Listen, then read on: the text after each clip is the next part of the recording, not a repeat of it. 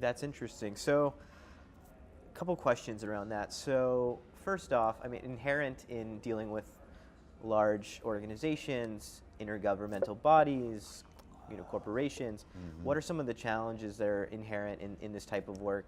Um, and, tacked onto that, how are you dealing with some of those challenges?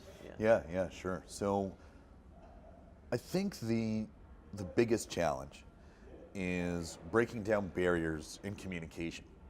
So that can mean working with a more bureaucratic, structured, large institution, Hmm. that there's excessive coordination between departments that might be working together and vertically between decision makers and operators. And because there's such a siloing of communication and transparency, a couple things happen that are really damaging to innovation, but also productivity generally. The first is redundancy.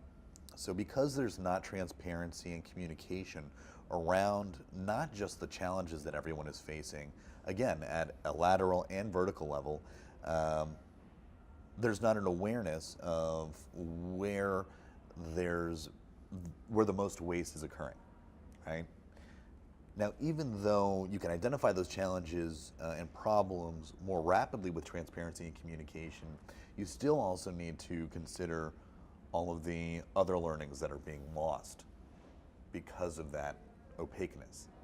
You're not seeing what's going right. You're not seeing what's being learned and being built that can actually be an advantage across the organization or across specific kinds of profiles within the team. Um, so breaking down the barriers of opaqueness and communication, I think, is the number one challenge, and it's the number one thing that anyone can do to instantly increase their creativity and productivity.